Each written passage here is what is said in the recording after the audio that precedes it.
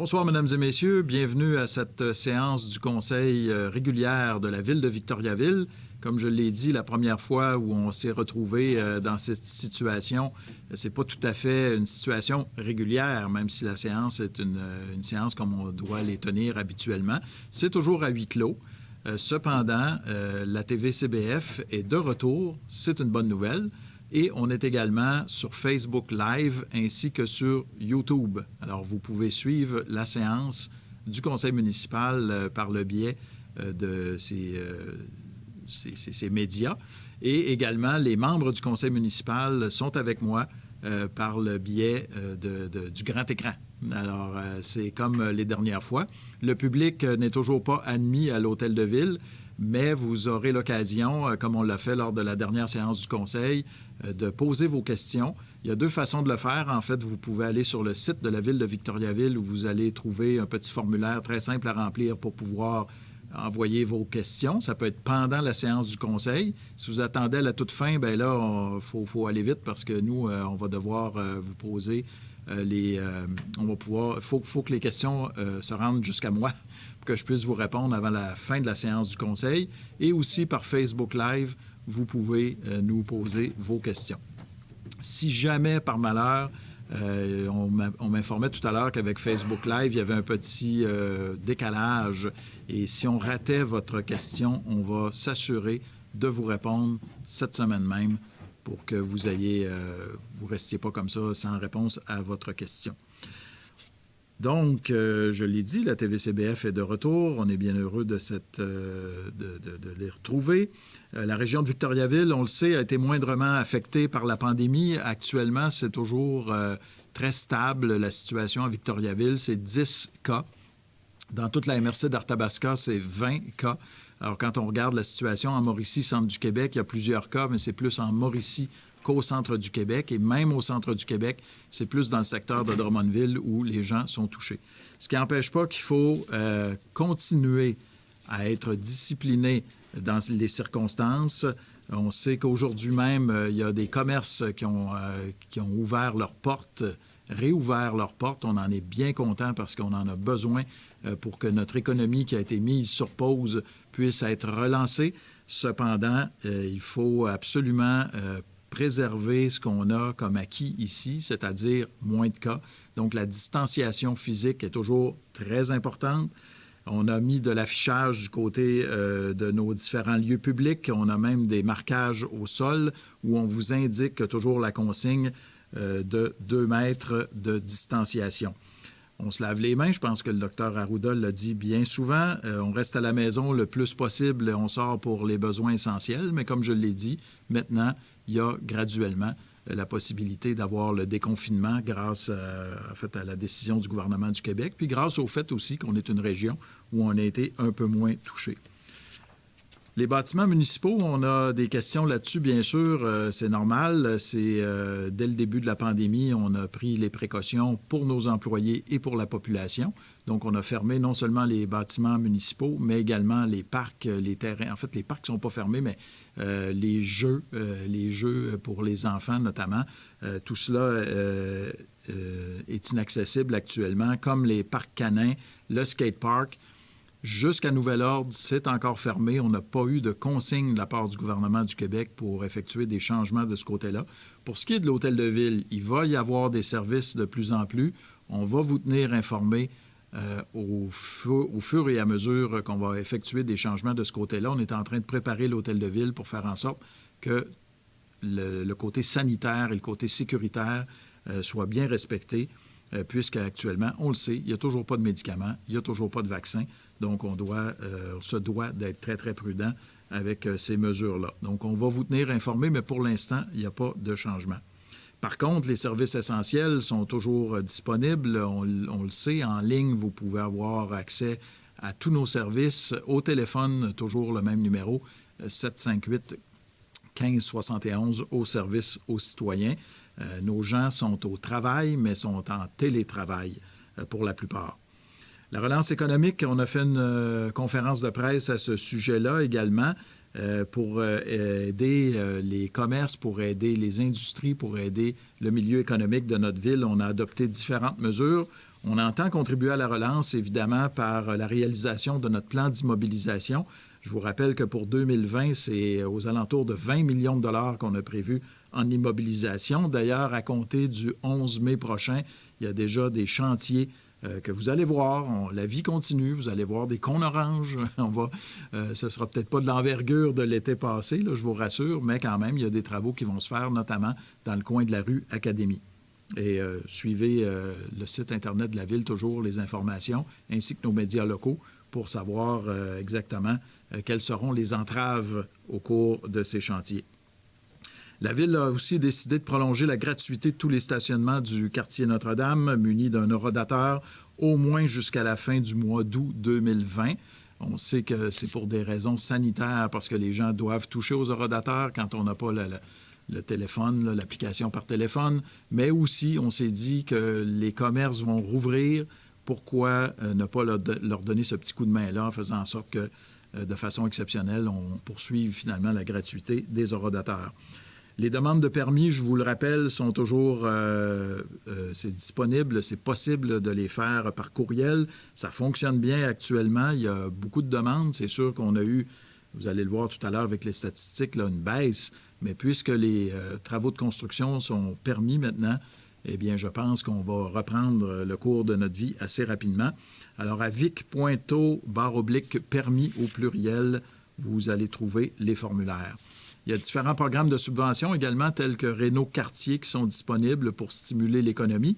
vic.to/subvention au pluriel. Et je vous annonce que la période de dépôt de projet des différents programmes de subvention disponibles est prolongée. Il y avait une date limite, notamment pour Réno-Quartier, qui était le 30 avril. Et ça a été, finalement, c'est jusqu'à nouvel ordre. Il n'y a pas de délai arrêté pour le programme Réno-Quartier. Ces mesures s'ajoutent aux décisions déjà prises afin de repousser les dates d'échéance pour le paiement des comptes de taxes, de réduire le taux d'intérêt à 0 % jusqu'au 31 août prochain, de diminuer de 25 % les frais liés au taux de cotisation à la SDC Centre-Ville et à l'inscription gratuite accordée aux commerces et services de Victoriaville au grand marché local achetervicto.com pour favoriser l'achat local. Enfin, la Corporation de développement économique de Victoriaville et sa région, la CDEVR, est à l'œuvre, bien sûr, avec toutes les mesures de soutien annoncées par les différents gouvernements, les programmes fédéraux, provinciaux. Vous allez avoir toutes les informations du côté de la CDEVR. On retrouve même sur la plateforme web de la CDEVR une section spéciale pour pouvoir répondre à ces questions concernant les programmes. Finalement, si vous connaissez des aînés, bien, je vous invite à entrer en contact avec eux. Les gens sont confinés maintenant depuis plus d'un mois, un mois et demi finalement. Alors, il faut leur parler, il faut les appeler.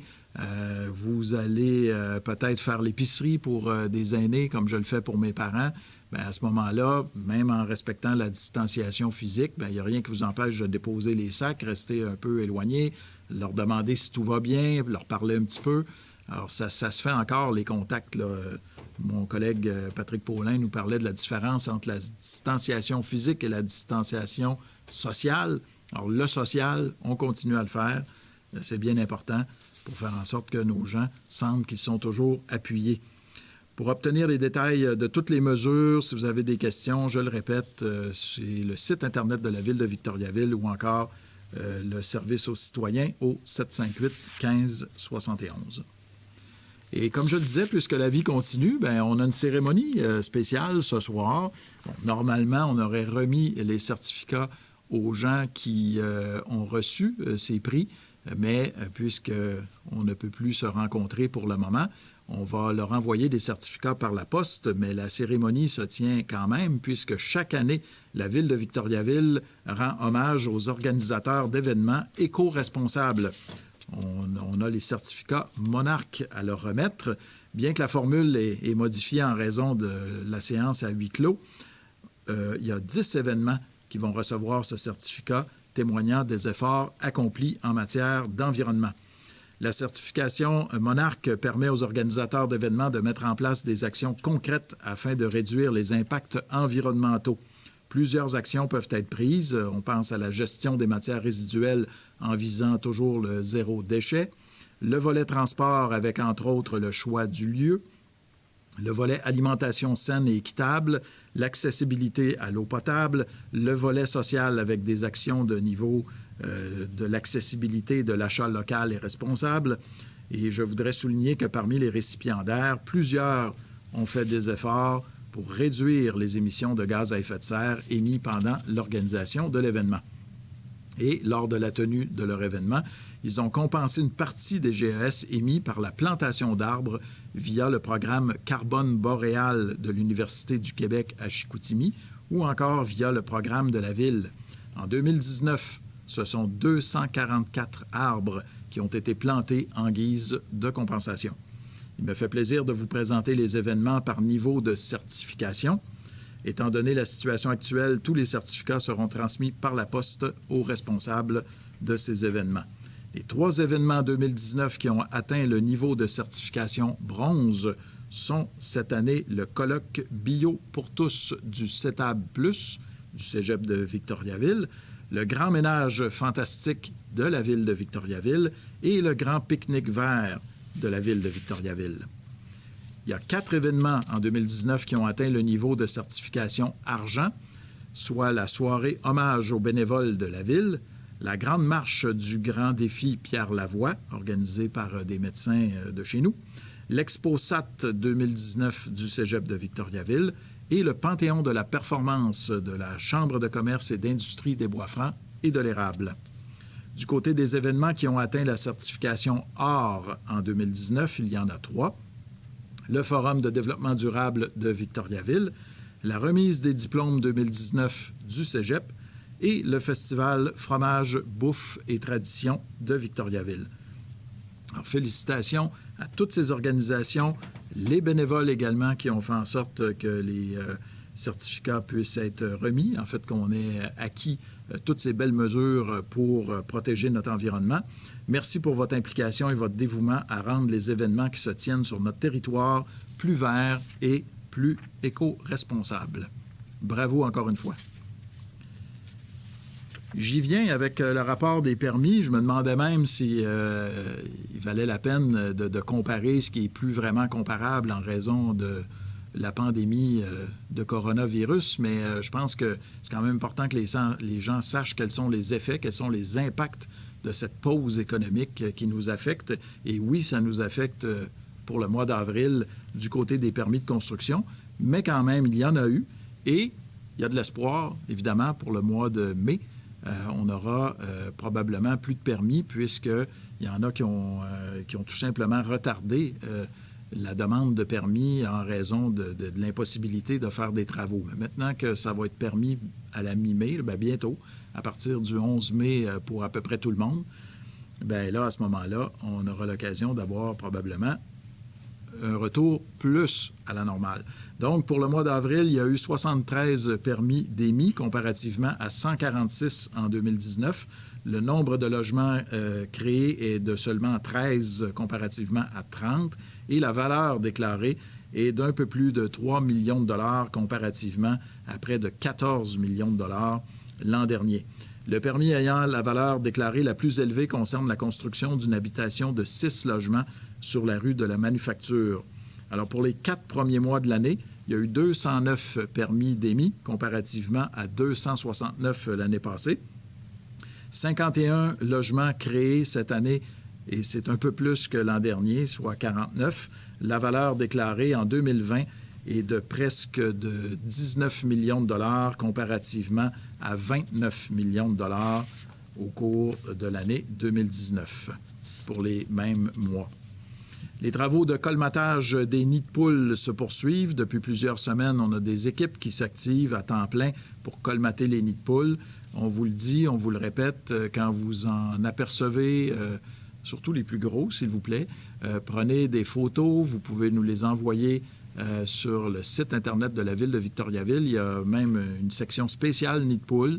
Et faites-vous-en pas, vous n'êtes pas obligé de faire ça. Vous pouvez aussi nous téléphoner au 758-1571 pour nous signaler les nids de poules. Sinon, on va passer à travers la ville puis On va finir par les boucher. Alors, vous pouvez trouver le formulaire en ligne sur vic.to/nid de poule, qui est au singulier, même s'il y a plusieurs nids de poule. Tirage de 300 arbres, encore une fois cette année. Comme je vous ai dit, on poursuit nos belles pratiques. La ville de Victoriaville profite du mois de mai, reconnu comme étant le mois de l'arbre et des forêts, pour réaliser un tirage de 300 arbres de bon calibre, on parle de 20 mm de diamètre, auprès de ses résidents, jusqu'au 31 mai cette année. L'inscription est possible en complétant le formulaire web disponible au vic.to/tirage 300 arbres. Le service de la sécurité publique réalisera un exercice de sirène d'alerte, soit la sirène installée dans le parc industriel sur la rue de l'Acadie et l'autre à proximité de l'entreprise Parmalat. C'est un exercice qui va se dérouler mercredi cette semaine à compter de 19 h.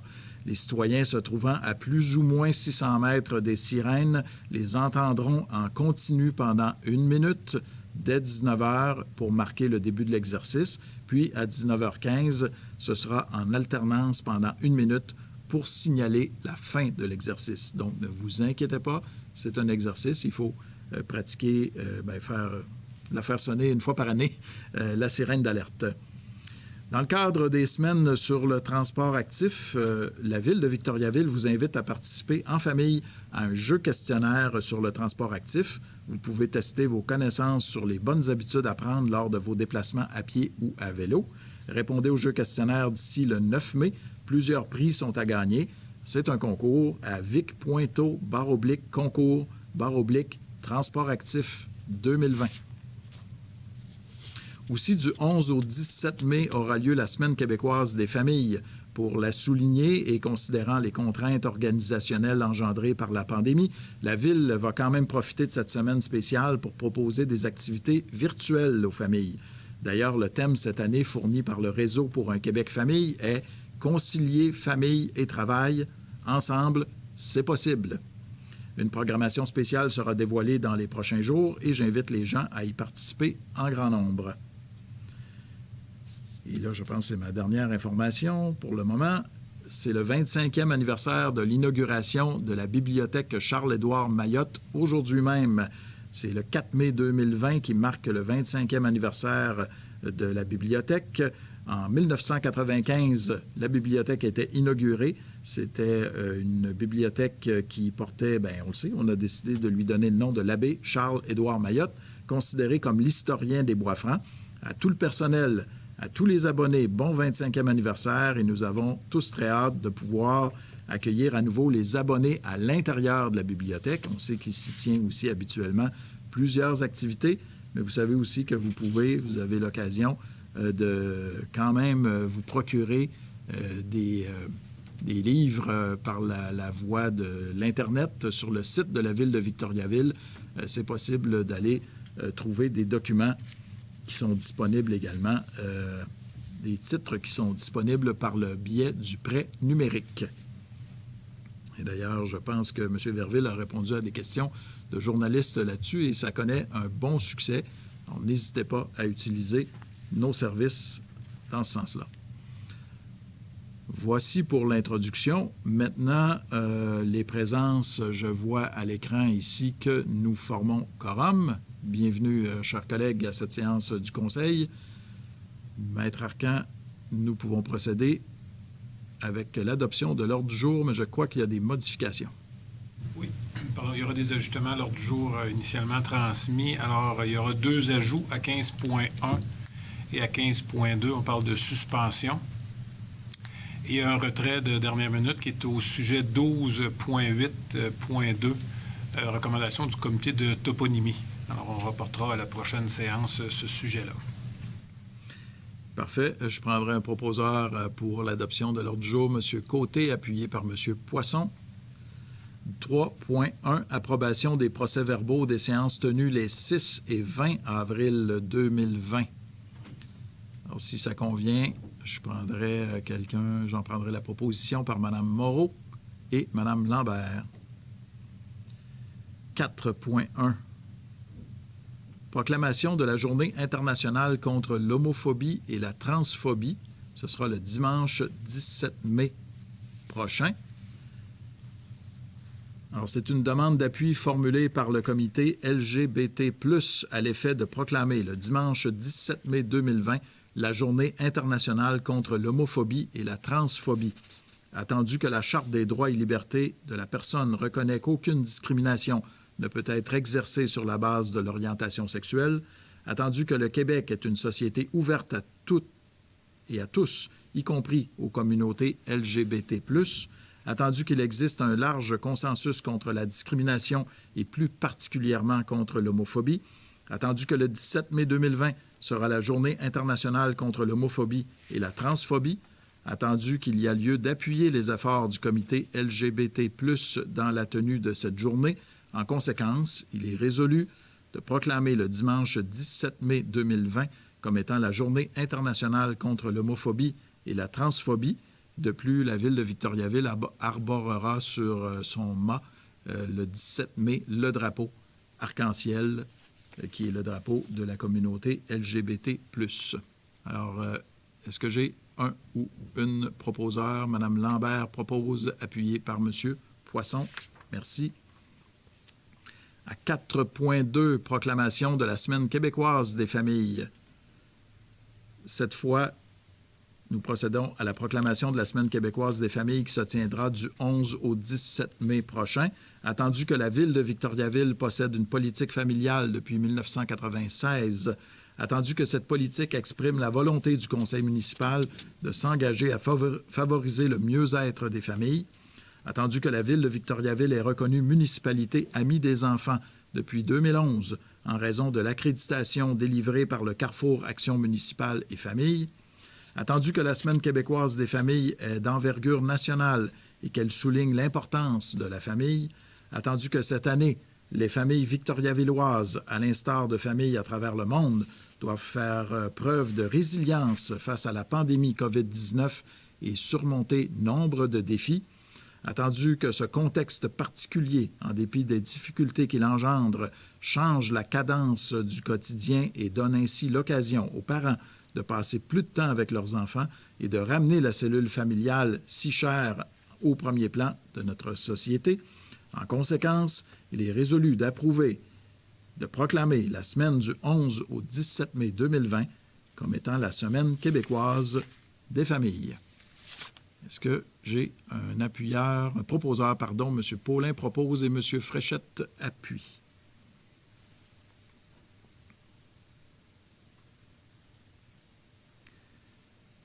Finances et trésorerie 7.1.1, adoption d'une résolution autorisant des dépenses prévues au règlement d'emprunt numéro 1177-2017, règlement parapluie. Alors, la résolution 7.1.2 va se lire en relation avec la résolution qui va suivre 7.1.2 également. Alors, dans le cas de la modification au règlement 1177-2017, il s'agit de libérer les économies générées par un projet de l'intersection des rues Lavigne, Cécile et Romulus de 44 200 $ et voir les affecter au règlement d'emprunt suivant, qui est pour le règlement en lien avec le dépôt à neige. Parfait. Proposé, Mme Lambert, appuyé par M. Gauthier. 7.1.2, adoption d'une résolution autorisant l'augmentation d'une dépense prévue au règlement d'emprunt numéro 1273-2019, règlement parapluie. Alors, ça fait suite, comme je l'ai mentionné, à la résolution dont on vient d'adopter, pour reprendre le 44 200 $ libéré dans le règlement précédent et venir l'appliquer dans le règlement 1273-2019, et ce, afin de couvrir le manque à gagner projeté pour le projet de travaux de mise à niveau du drainage du dépôt à neige. Proposé par M. Gauthier, appuyé par M. Fréchette. 7.1.3, adoption d'une résolution libérant et autorisant des dépenses prévues au règlement d'emprunt numéro 1100-2015, règlement parapluie. Oui, alors il s'agissait de la mise à niveau de l'éclairage extérieur de l'Hôtel de Ville, projet qui était prévu au PQI 2020, mais qu'on doit aller financer à même un règlement de 2015, étant donné que pour l'instant, Le règlement parapluie de 2020 n'a pas encore été approuvé par le ministère des Affaires municipales. Alors, il s'agit d'un montant de 21 000 $. Proposeur, M. Poisson, appuyé par M. Provencher, pardon. 7.1.4, adoption d'une résolution libérant et autorisant des dépenses prévues au règlement d'emprunt numéro 1074-2014, 1210-2018 et 1212-2018, règlement parapluie. Alors, un petit peu comme dans les résolutions précédentes, Monsieur le maire, la résolution 714 et 715 doivent se lire ensemble. Alors, la résolution actuelle prévue à 714 est à l'effet de libérer un montant de 85 400 $ qui était un ajout aux travaux qui ont été effectués dans le cadre du collecteur Saint-Henri. Alors, on parle du remplacement du dégrilleur à la station de pompage La Flamme pour 85 400 $. Alors, il s'agit d'ajuster les différents règlements d'emprunt en conséquence. Voulez-vous qu'on les adopte les deux? 7.1.5 aussi en même temps? Oui, 7.1.5, en fait, ça permet effectivement de réaffecter le 85 400 $ adopté plus haut et de venir le réaffecter dans le règlement général des travaux du collecteur Saint-Henri afin de modifier également les dépenses totales du règlement qui équivalent au coût réel des travaux effectués dans le cadre du collecteur Saint-Henri. Oui, on peut le faire simultanément. 7.1.5, on parle de modification à être apportée au règlement d'emprunt numéro 1243-2018. En fait, on va modifier, si vous me permettez, dans ce cas-là, M. le maire, également, de modifier les coûts de la dépense qui vont passer de 10 millions 300 à 10 millions 600. Alors, la différence étant financée via la TEC. Je prendrai un proposeur. M. Côté, appuyé par M. Poisson. 7.1.6, modification à être apportée au règlement d'emprunt numéro 1319-2019. Alors, il s'agit de modifier le règlement 1319-2019. Il s'agit de financements supplémentaires nécessaires dans le cadre des travaux à être effectués dans le stationnement Pierre-Laporte. Alors, on parle non pas d'augmenter l'emprunt, mais bien d'augmenter la dépense. La différence sera financée par le programme de soutien aux municipalités dans la mise en place d'infrastructures de gestion durable des eaux pluviales. Et on parle d'une modification de 78 100 $ sur un projet de 2,4 millions. Proposé par M. Morin, appuyé par M. Provencher. 7.1.7, adoption d'une résolution autorisant les modifications de l'affectation des activités de fonctionnement et de l'excédent de fonctionnement de la municipalité. Oui, alors de façon résumée, là, vous avez le tableau en annexe de la résolution qui explique en détail l'ensemble des modifications, mais il s'agit en fait de financer les différents projets prévus au PQI 2020 qui doivent être financés à même les règlements parapluies dont nous sommes toujours en attente du ministère des Affaires municipales quant à leur approbation. Alors, il s'agit de projets de PQI dont on va changer la source de financement en attendant l'approbation du ministère des Affaires municipales. Également, certaines variations budgétaires en lien avec de l'achat supplémentaire d'équipements informatiques qui ont été occasionnés suite aux conséquences de la pandémie, ainsi qu'un montant de 35 000 $ pour des travaux à l'usine de filtration qui seront financés à même la TEC, étant donné que les coûts sont supérieurs à ceux initialement prévus. Pour cette résolution, proposeur, M. Côté, appuyé par Mme Lambert. 7.1.8, liste des comptes pour le mois d'avril 2020, totalisant 7 473 966 $ et 98 sous. Proposé par Mme Pilon et appuyé par M. Paulin. On passe maintenant au point 12.1.1.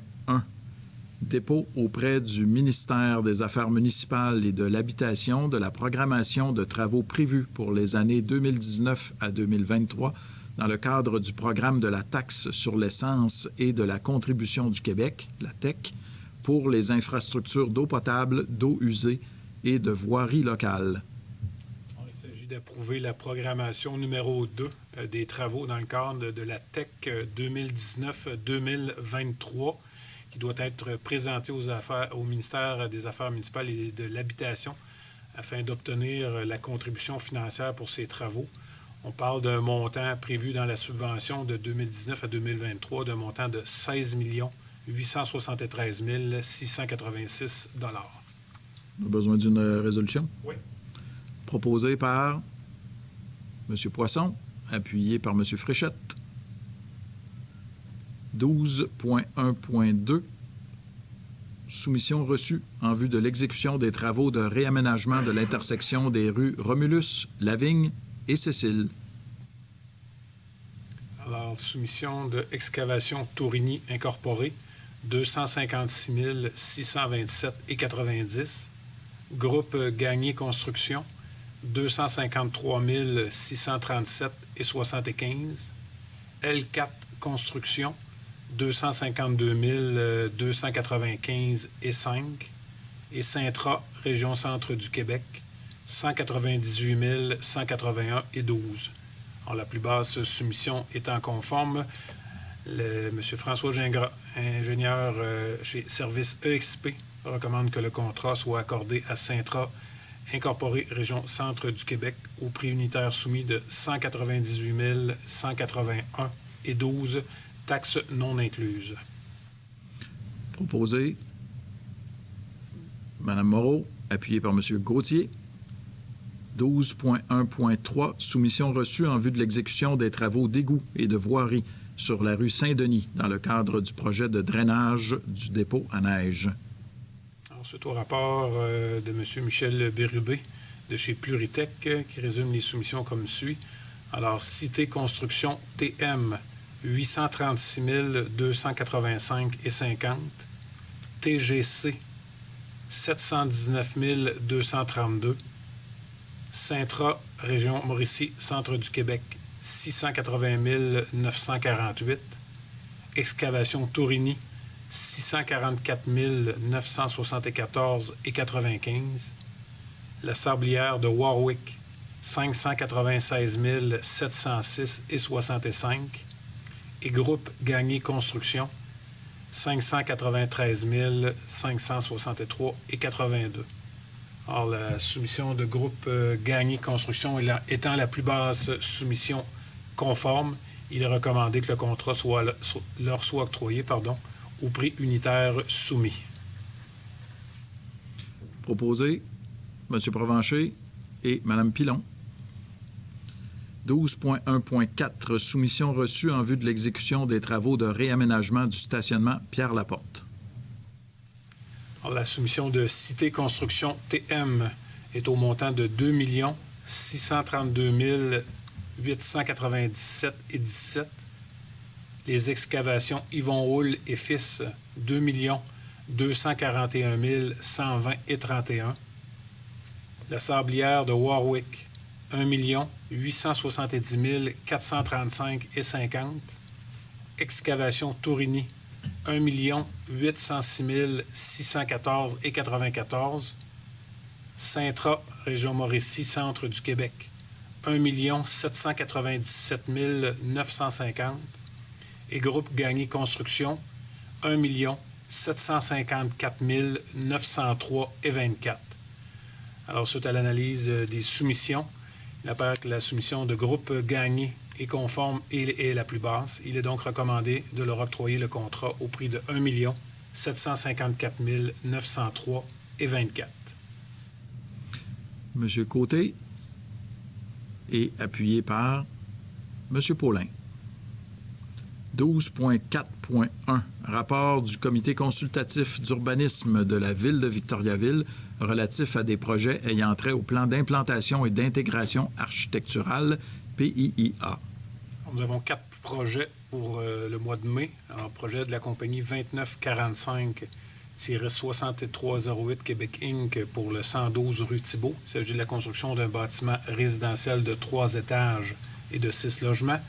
Projet de la Ville de Victoriaville pour le 735 boulevard des Bois-Francs-Sud. Il s'agit du centre communautaire d'Arthabasca pour l'aménagement d'une terrasse. projet de construction Lecourt et Fils pour l'immeuble du 357 rue Giroir, où il s'agit de procéder à une démolition. Et finalement, le projet de 9223-0010 Québec Inc. pour le 50 à 74 rue Saint-Cyr. Il s'agit de l'agrandissement du bâtiment de la phase 3 du projet. Proposeur, M. Poisson, appuyé par Mme Pilon. C'est bien 12.8.1 qu'on a retiré, Maître Arcan? Non, c'est 12.8.2. Parfait, merci. Donc, 12.8.1, rapport du comité de toponymie. Oui, alors il s'agit d'un rapport relatif à la désignation d'une nouvelle rue constituée d'une partie de du lot numéro 6 341 663 du cadastre du Québec dans les limites de la municipalité. Alors, attendu que le secteur situé en haut de la rue à nommer a pour thématique de désignation des noms des sommets de montagne. En fait, il s'agit d'une rue située à l'extrémité de la rue Mayotte. Alors, attendu que le secteur situé en bas de la rue a nommé pour thématique de désignation des noms de personnes. Alors, il y avait déjà eu une proposition faite par le propriétaire qui avait été refusée car elle ne répondait pas aux normes de toponymie. Alors, attendu que dans la banque de toponymes, figure le nom du docteur Léon-Philippe Langelier, fondateur du département de radiologie de l'Hôtel-Dieu. Attendu que le nom docteur Léon-Philippe Langelier serait significatif pour la rue à désigner, puisque celui-ci a habité dans le secteur Arthabasca, entre autres sur la rue Jacques-Gérard.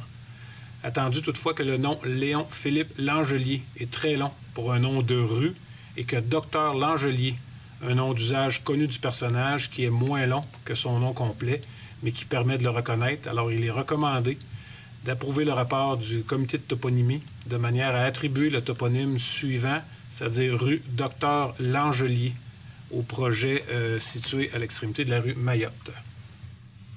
Merci. Est-ce que j'ai quelqu'un pour en faire la proposition? M. Gauthier et Mme Lambert. 12.9.1, recommandation du comité des transports visant à interdire le stationnement sur une partie de la rue Gagné. Est-ce qu'on les passe toutes? Oui.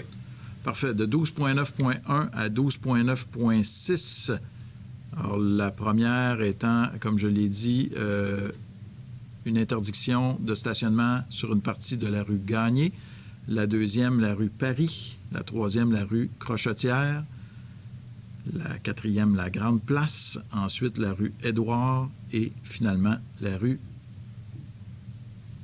Recommandation du comité de transport visant à retirer et à décréter des arrêts obligatoires à des intersections de la rue Paris, comme dernière résolution. Alors, on peut peut-être donner des petites explications sur le point de vue sommaire. sûr. En ce qui concerne la rue Gagné, il va s'agir d'une interdiction en tout temps sur une partie de la rue du côté impair, sur une distance d'environ 60 mètres à partir de la rue Campagna, ainsi que de l'interdire en tout temps sur toujours la partie de la rue Gagné côté impair vis-à-vis les résidences situées au 10 à 12 rue Gagné. Alors, pour l'interdiction de stationnement sur la rue Paris, on parle du côté impair tout au long de la rue située entre Giroir et le boulevard Jutras-Est. En ce qui concerne l'interdiction décrétée sur la rue Crochetière, on parle d'une interdiction en tout temps du côté pair de la rue Crochetière entre la rue Giroir et le numéro d'immeuble 50 rue Crochetière.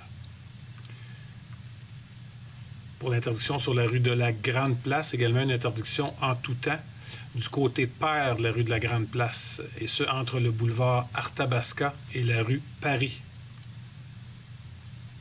Pour ce qui est de l'interdiction sur la rue Édouard, on parle d'une intersection du côté impair entre le numéro d'immeuble 107 et la rue Luneau. En terminant, il y aura un déplacement des arrêts obligatoires sur la rue Paris.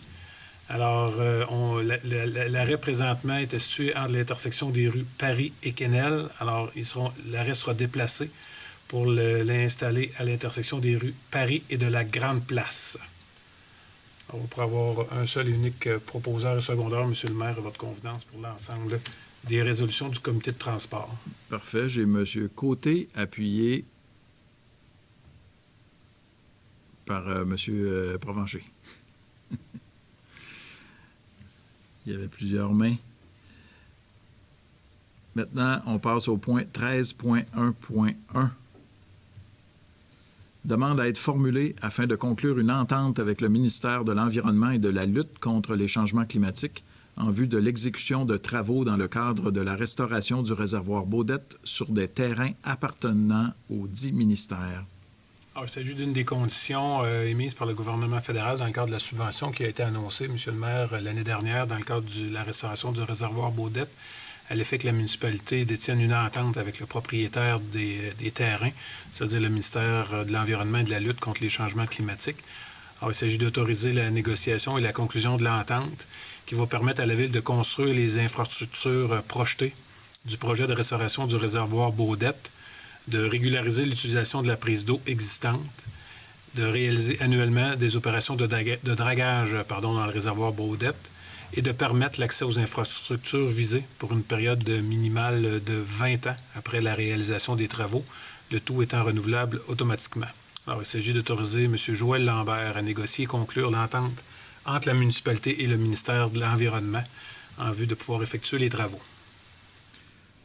Proposeur, M. Côté, appuyé par M. Poisson. 14.1.1, avis de motion à être donné d'un règlement décrétant le programme d'aide financière à la restauration patrimoniale et dépôt du projet de règlement numéro 1349-2020. Oui, alors il s'agit d'un nouveau, programme de projet, d'un projet de rénovation patrimoniale. Alors, ça permet de bonifier l'enveloppe budgétaire actuelle dans le cadre du projet du programme du patrimoine bâti. Alors, il s'agit d'adopter le nouveau programme de restauration du patrimoine immobilier.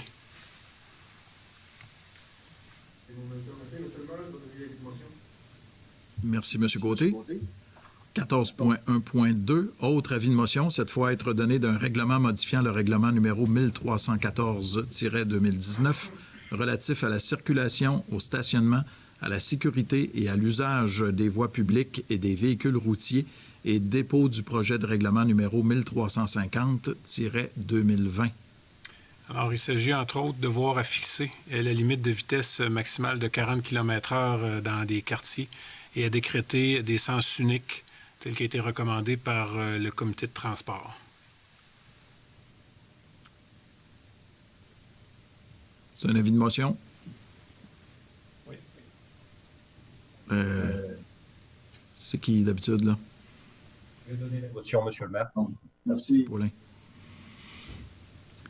14.1.3, avis de motion à être donné d'un règlement modifiant le règlement numéro 1224-2018, établissant les dispositions réglementaires à être appliquées par la Sûreté du Québec sur le territoire de la Ville de Victoriaville et dépôt du projet de règlement numéro 1351-2020.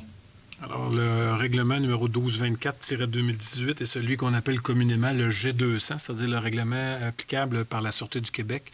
Alors, étant donné que la municipalité a adopté récemment des dispositions propres au niveau de ce qu'on appelle le commerce de regratiers et qu'on en fait un genre de projet pilote avec la Sûreté du Québec, il y a lieu de retirer dans le règlement G200 l'ensemble des dispositions relatives aux prêts sur gage ou articles d'occasion, étant donné qu'il fait maintenant l'objet d'un règlement qui lui est propre. Donc, ce règlement devenait caduc, si on veut. Les dispositions dans le règlement venaient effectivement caduques. Est-ce que j'ai un proposeur, M. Morin? C'est un avis de motion, M. le maire? Oui, c'est un avis de motion, excusez-moi. Oui. Merci, M. Morin.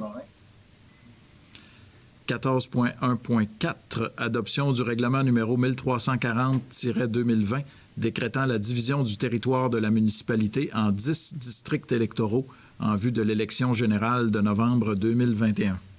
Alors, ça fait suite à l'avis de motion qui a été donné au début du mois d'avril. Alors, la nouvelle cartographie était disponible en ligne sur le site Internet de la municipalité où les citoyens étaient invités à faire part des commentaires qui auraient pu être formulés suite à ce nouveau redécoupage. Alors, en date de fin d'après-midi, on n'avait eu aucun commentaire de citoyen. Par conséquent, il y a lieu d'adopter le règlement 1340-2020 que nous verrons à soumettre au ministère des Affaires municipales pour fin d'approbation. Parfait. M. Provencher propose et M. Côté appuie. 14.1.5, adoption du règlement numéro 1348-2020, modifiant le règlement numéro 1321-2019, décrétant les taux d'imposition foncière et les autres redevances à être imposées sur les biens-fonds imposables situés sur le territoire de Victoriaville pour l'année 2020. Oui, entre autres, il s'agit d'adopter les dispositions dont l'avis de motion a été donné lors de la dernière séance qui viennent modifier les taux de la cotisation SDC ainsi que les processus de ce qu'on appelle le COS, le coefficient d'occupation au sol. Exact. Proposeur, M. Poisson, appuyé par M. Gauthier. 15.1, 15.2, est-ce qu'on peut les faire ensemble? Ou vous préférez oui, on va les résolution? faire de façon différente. Parfait. C'est pas la même personne. Donc, à 15.1, suspension d'un employé municipal proposé par M. Poisson, appuyé par Mme Lambert. Et 15.2, suspension d'un employé municipal proposé par M. Paulin, appuyé par... Est-ce que j'ai vu Mme Pilon? Oui. Merci.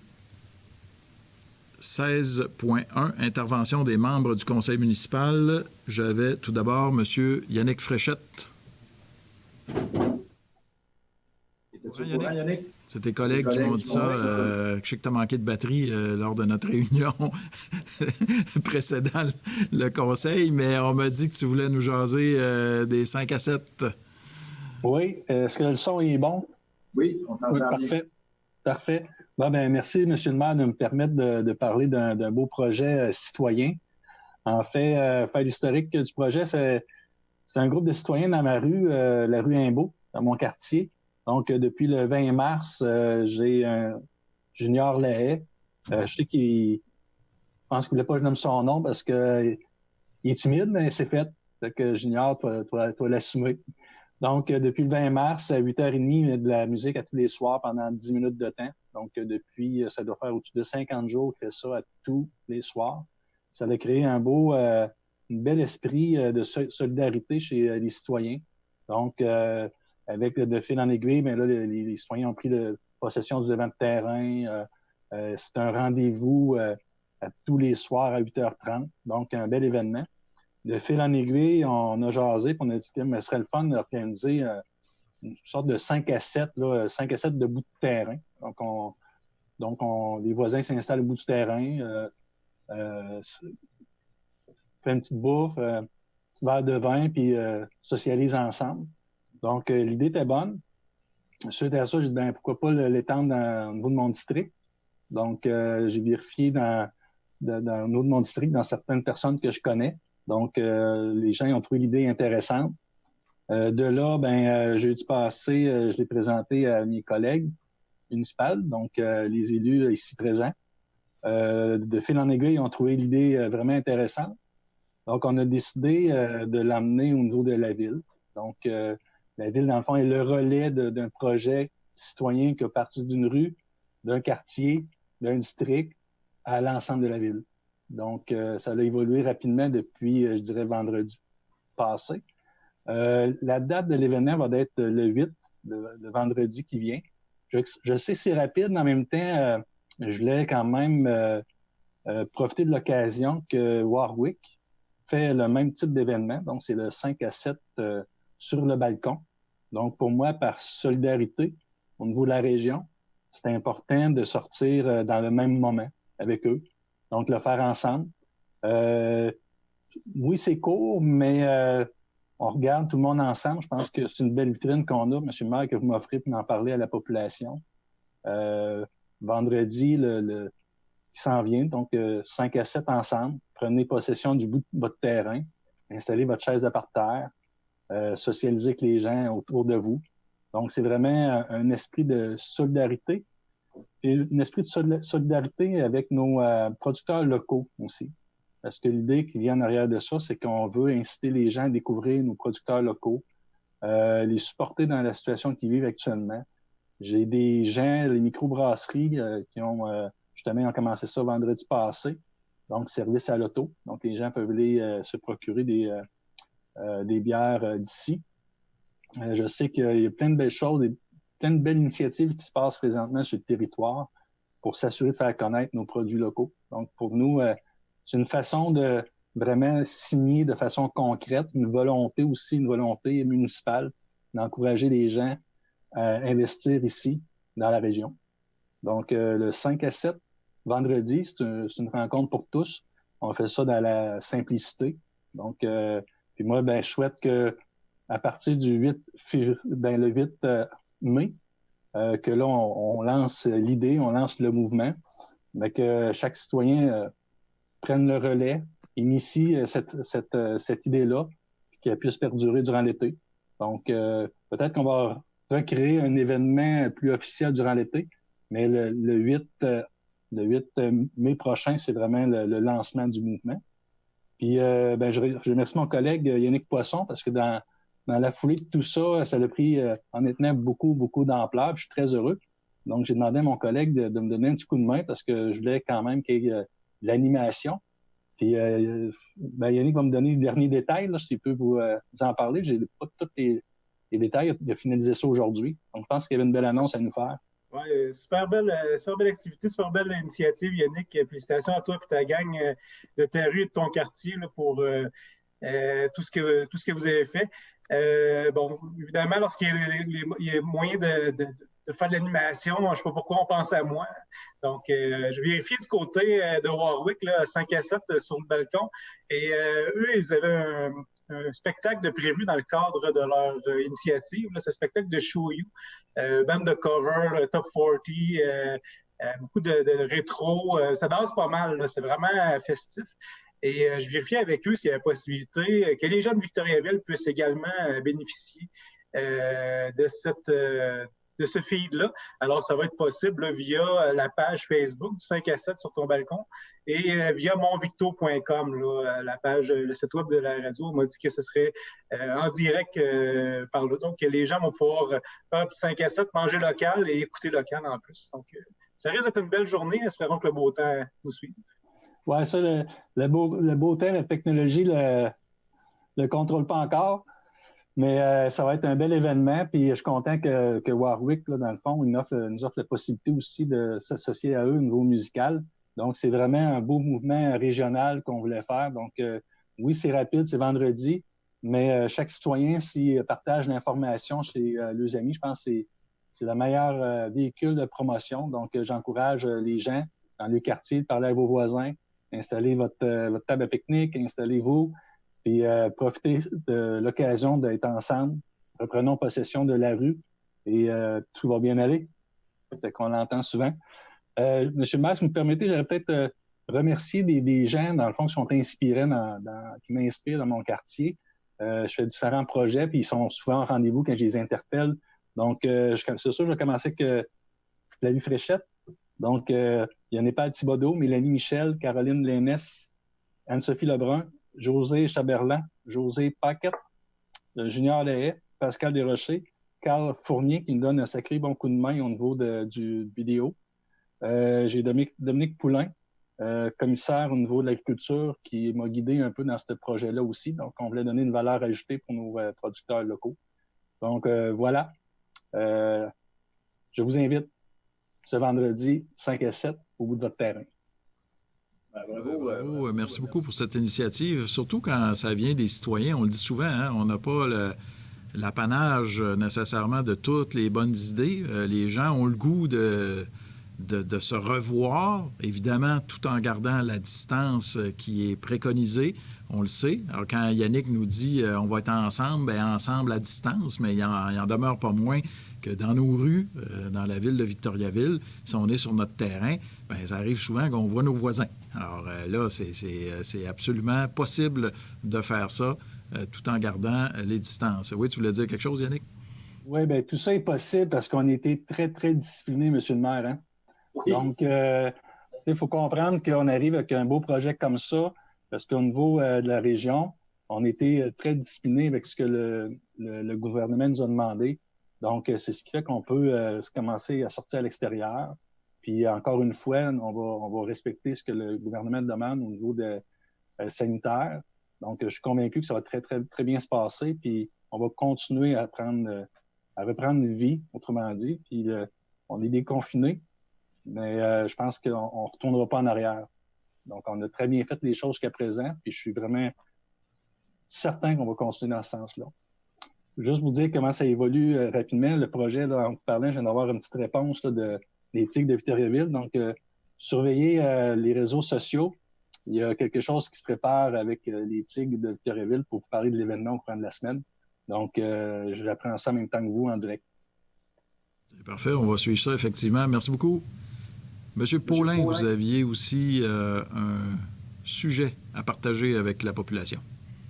Vous allez voir, Monsieur le maire, comme je vais être opportuniste, parce qu'on vient de nous parler justement de socialiser. En entrée de jeu, vous, en ouverture de séance, vous nous avez rappelé la différence qu'il fallait faire entre distanciation physique et distanciation sociale. Nos collègues Yannick et Yannick, ça fait Dupont et Dupont, ça, nous parlaient justement de socialiser, de ne pas lâcher. Et le lien que je fais, c'est qu'aujourd'hui débute la 69e Semaine nationale de la santé mentale, avec un thème, le lien social en tant que facteur de protection. Donc, vous comprenez que l'occasion est trop belle pour ne pas la manquer. Socialisons, parlons, gardons les contacts. Oui, la crise de la COVID nous amène à nous dépasser, à nous recroqueviller parfois sur nous-mêmes, nous amène surtout à changer notre vision, à changer nos comportements, surtout nos comportements sociaux. Donc aujourd'hui, plus que jamais, quand on va vous poser la question « Comment ça va ?», ne répondez pas de manière traditionnelle le « ça va bien ». Au contraire, quand vous répondez ça, peut-être que vous vous sentez épuisé, euphorique, ou vous vous sentez privilégié, ou même sur le point d'exploser, parlez-en aux gens. Parler, ça libère. Écouter, ça aide aussi. Créer des liens sociaux. La santé mentale, ce n'est pas un tabou. En cette semaine, je vous invite avec tous les gens à faire preuve d'écoute, de contact, de lien, de solidarité et d'empathie envers tous ces gens qui peuvent peut-être être en dérapage, notamment par la crise que nous connaissons pour l'instant. Alors, 69e semaine de la santé mentale au Québec, du 4 au 10 mai. Soyez bienveillants envers vous tous. Merci, M. Paulin. C'est oui, une semaine qui est toujours très importante. Je pense que cette année, elle va prendre une importance encore plus particulière. Soyez vigilants, soyez à l'écoute de vos proches, de vos amis, parce que la situation, pour certaines personnes, on parle beaucoup des personnes aînées, mais il y a toutes sortes de gens qui vivent des impacts qui sont causés par cette crise que nous vivons actuellement. Je pense notamment, par exemple, à quelqu'un qui a été obligé de fermer son commerce et qui n'a pas encore l'occasion de l'ouvrir. Il y a toutes sortes de personnes là, qui vont subir les impacts de cette crise actuelle. Alors, cette année, particulièrement, soyons à l'écoute de nos proches, de nos amis, même des gens qu'on connaît moins un peu, mais des connaissances.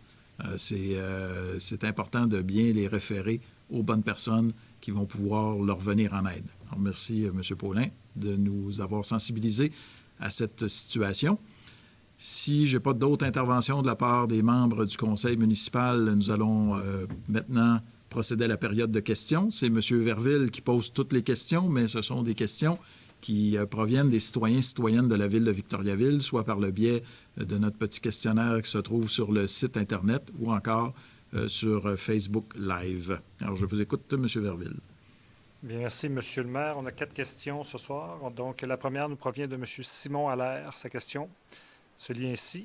Bonjour, savez-vous en ce moment si les parcs seront accessibles d'une façon ou d'une autre cet été ou s'il y aura des camps de jour? Et si oui, y aura-t-il des mesures de distanciation particulières de prévues? Je suis convaincu qu'il va y avoir des mesures de distanciation. Le premier ministre lui-même dit souvent qu'on en a pour plusieurs mois. Donc, je m'attends à ce que toutes les activités qui seront éventuellement permises au cours de l'été vont avoir certainement des règles bien précises à suivre. Pour ce qui est des parcs, bien, vous le savez, on a laissé ouvert le parc du Mont-Tabasca, le parc Terre des Jeunes, le réservoir Baudette. On demande aux gens et on a mis des pancartes pour bien leur dire de suivre les consignes. Alors ça, jusqu'à maintenant, à Victoriaville, on me dit que ça se passe très bien. Il va toujours y avoir des gens qui vont peut-être pas y penser toujours, mais on va faire en sorte que il y a de la sensibilisation de la part des policiers. Il y a des policiers à vélo, il y en a qui sont venus à cheval, il y a des cadets qui s'en viennent. Là, on va en avoir 4 au lieu de 2 au cours de l'été prochain également qui vont parcourir tous ces sites. Donc ça reste ouvert. Pour ce qui est des parcs où il y a des jeux pour enfants, c'est encore fermé. Les directives de la santé publique n'ont pas changé pour le moment. Alors, on va vous tenir au courant incessamment là, lorsque ce sera possible.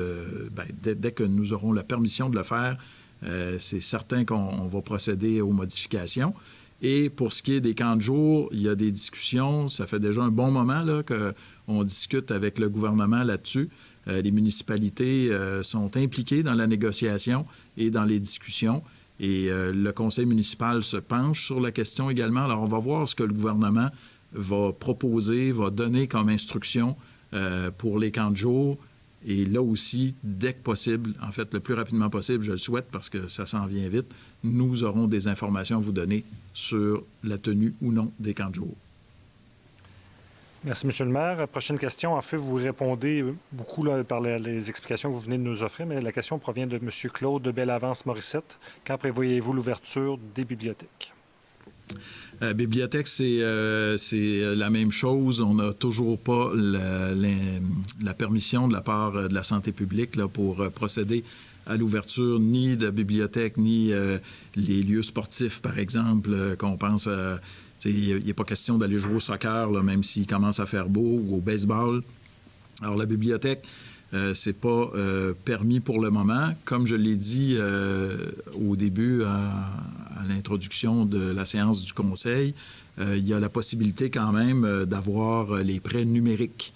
Et ça va très bien. On vous invite à continuer à utiliser ce service-là de la part de la Ville de Victoriaville. Dès que ce sera possible, il va sûrement y avoir des règles à suivre quand même, comme on le voit dans les commerces et ailleurs dans certains lieux publics. Il va sans doute y avoir de nouvelles façons de faire, mais pour le moment, on ne peut pas vous donner une date là, d'ouverture.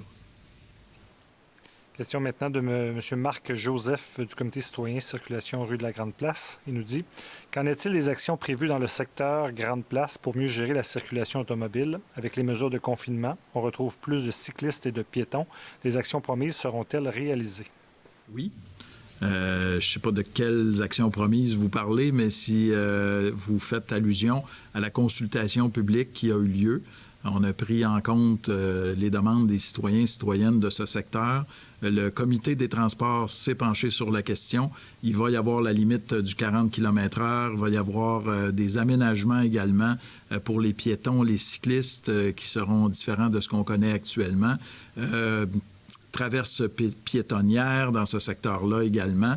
Alors, tout ça va se faire. Évidemment, on a des retards parce qu'il y a certaines mesures qu'on ne pouvait pas appliquer tout de suite en raison de la pandémie, puis qu'on a été mis sur pause pendant un certain temps, mais on est en train de reprendre les choses en main et cet été, il va y avoir des changements dans ce secteur-là. Merci beaucoup. Problème. Effectivement, pour ne pas répéter ce que vous avez dit, là, il va y avoir des choses qui vont se faire dans le futur, mais même à cette séance, même la présente séance, on a fait des modifications. Les résolutions pour interdire le stationnement d'un côté faisaient partie justement de la conclusion de la consultation publique. Donc, même à partir de maintenant, on fait des modifications dans le secteur pour sécuriser tout le monde. Merci. De côté, Alexandre préside le comité des transports, donc c'est une bonne source d'information. Merci. Question cette fois-ci de M. David Carignan. Serait-il possible de mettre les trottoirs du centre-ville à sens unique pour favoriser la distanciation? Les belles journées arrivent et l'achalandage aussi. Merci. On n'a pas pensé à ça. C'est sûr que si on fait ça, à un moment donné, ça risque de faire un balai un peu de traverse. Là. Les gens, à un moment donné, tu veux aller à une place et tu n'es pas dans le bon sens unique. Là. Moi, ce que je préconise pour le moment, si on voit qu'il y a vraiment une problématique à ce niveau-là, on peut envisager toutes sortes de solutions. Mais ce que je préconise pour le moment, compte tenu que nos trottoirs sont quand même assez larges maintenant à Victoriaville, c'est tout simplement de se croiser, mais tout en respectant la limite des 2 mètres. Alors, c'est possible de le faire. Et on vous demande aussi la même chose quand on est à la queue leu-leu, quand on suit des gens, bien, c'est de pas d'aller les coller. Quand vous êtes capable de les dépasser, vous dépassez. S'il faut ralentir parce que vous croisez des gens, je l'ai vécu même dans des sentiers, là, où à un moment donné, il y a des gens qui se retrouvent au même endroit. Bien, on est juste un petit peu plus patient, on attend notre tour, et quand vient le temps de dépasser quelqu'un, on le dépasse, on ne se colle pas sur eux, on le dépasse en gardant une distance qui est recommandée. J'ai bon espoir que ça puisse se faire, mais je suis content que les gens aient des idées, puis nous les partagent. Une sous-question qui découle d'une de vos réponses que vous nous avez fournies, provenant de M. Martin Houle, qui nous demande, en ajout à la question sur les camps de jour, le camp adapté sera-t-il en place aussi? Et tout cela est aussi en discussion, donc c'est avec le gouvernement qu'on a ces discussions-là. On le souhaite. On souhaite, si le conseil municipal prend la décision de tenir des camps de jour, notre intention, c'est pas d'écarter des gens qui, justement, ont besoin de services additionnels ou services particuliers, je dirais. On sait que ça prend plus de moniteurs. Actuellement, ce qu'on nous dit, c'est que les jeunes qui étaient déjà prêts à être au service de la ville de Victoriaville pour les camps de jour, la grande majorité sont encore prêts à le faire. Ça, on sait ça comme information. Maintenant, il reste à voir là, toutes les modalités là, de ce qui sera possible ou pas de faire. C'est ce qui met fin à la période de questions. Eh bien, merci beaucoup. Alors, merci, mesdames et messieurs, d'avoir été présents. Chers collègues, merci beaucoup. Encore une fois, ça s'est très bien déroulé. Je vous vois très bien. Alors, c'est vraiment facile de procéder de cette manière-là. J'aimerais remercier les gens. Bien, la télévision communautaire est revenue. Alors ça, je les remercie. Je suis bien content parce que l'autre fois, on avait le fil qui... l'image qui était transmise également sur la télévision communautaire. On a eu des petits problèmes techniques, mais en reprise, on m'a dit que c'était bien correct. Mais là, c'est préférable d'avoir la télévision communautaire, on a le Facebook, on a YouTube.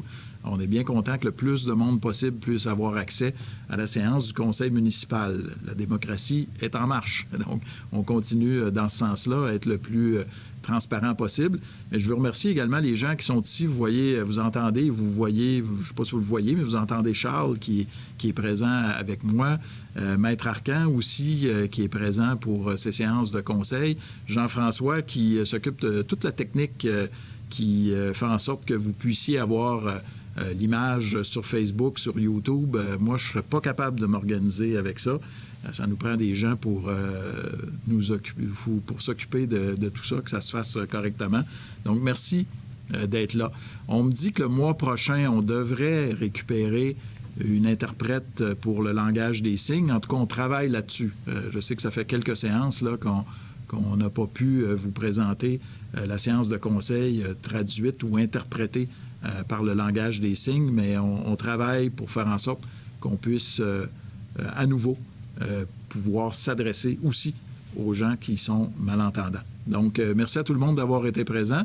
On se dit à la prochaine, au mois prochain, pour une autre séance du Conseil. Bonne fin de soirée. Je vais demander la levée de l'Assemblée par M. Gauthier et Mme Pilon. Bonne soirée.